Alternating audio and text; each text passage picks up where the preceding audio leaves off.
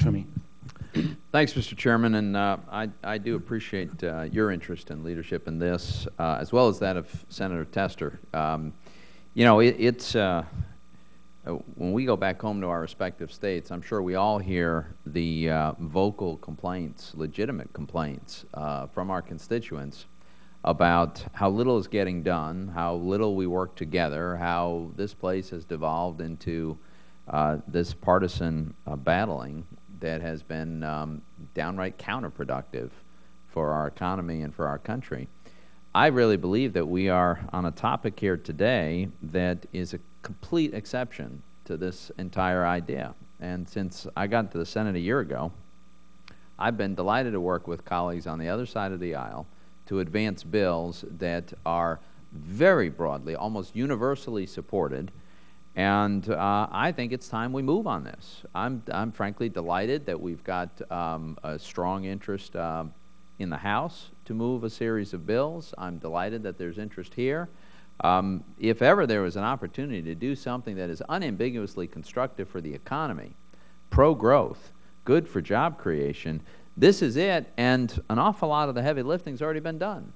So I'm glad we're having this hearing. I hope this is to drive home this message that now's the time to move. Senator Tester referred to a bill that he and I have together that passed the House 421 to 1.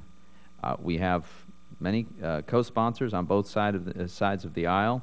I have a bill with Senator Carper. It's known as the shareholder bill that would limit the permissible cap on the number of shareholders. Passed the House Financial Services Committee, which is a big committee, by a voice vote in October of last year. That will be, it's my understanding, is some version of that will be included in the House package. And then there is the bill S-1933 that I've done with Senator Schumer, which is the nickname for this is the on-ramp bill. This one, of course, would facilitate an IPO by diminishing some of the burdens of registration that currently attends to an IPO. This bill passed the House Financial Services 54 to 1. These bills, if not every one of them, certainly the first and the last are supported by the President. They're in part of the Startup America plan. So I hope we'll move on this very soon. My quick question for Mr. Waddell, one of the things that has been stressed to me by some of the folks in the life sciences in Pennsylvania is how critical the multiple stages of capital raising is, from infancy right through IPO, and there's a lot of pieces, a lot of steps along the way. It seems to me that if you facilitate access to capital at any step along the way, let's say even the IPO, you increase the opportunity and the chances and the ability to raise money at the earlier stages, because one stage in many ways depends on subsequent stages.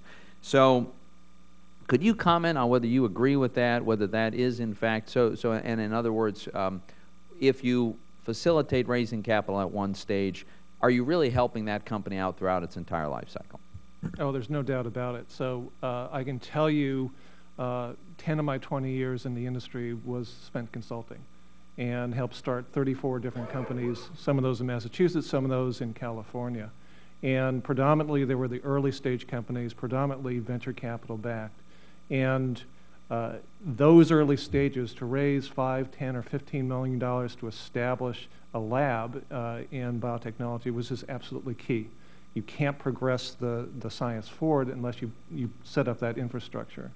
So it is remarkably important, and you can connect the dots between the later stage raise and the earlier stage raise. And if you get a high-quality investor in that process, they'll stay with the company for a period of time because they'll believe and understand what you're doing. So would it be your judgment that if we passed some package of these bills, that could actually facilitate angel investment, early venture capital, even in respects that are not directly addressed by the bills? Yes. So when you look at venture capital investing, right, part of their collective problem right now is they have no exit for their investment. They can't cash out, right? And that is due to economic climate and the barrier to go and be a public company. Part of that barrier is the cost of compliance. I mean, I'm a numbers guy, so I can share some numbers with you. For my company to try and prepare for Sarbanes-Oxley compliance would be somewhere between $3 to $3.5 million. On an ongoing basis, if we use the SEC study that came out, the median cost to comply with 404 is in the $400,000 to $450,000 per year range. So an easy way to think about that, for every $1 million of compliance, right, I am prohibited, because I don't have the funds, to hire 15 to 20 scientists. Those 15 to 20 scientists will be key in developing the science further. And more importantly, another 15 or 20 patients that I can't treat in the clinic. For us to be successful in our sector, we have to be treating patients to progress forward. Mr. Chairman, if you'd just indulge me for one second, I noticed Mr. Rowe seemed to have something he wanted to indicate. If you want to respond to this question, I appreciate it. Yes, I do. I spend part of my time with New Atlantic Ventures, which is an early-stage venture capital firm. One of the things that we're seeing is that the exits that are prevalent today are primarily acquisition as opposed to IPOs. There's much less upside for a venture capitalist if you go down the acquisition path. And incidentally, unlike in IPOs where it's somewhere between a 60% increase and a 5-fold increase depending on whose data you look at in jobs, typically after acquisitions, you let go people because there's redundancies. So this is very important to the venture capital industry. Thank you very much, Mr. Chairman. Thanks to the witnesses. And thank you for your leadership on these issues.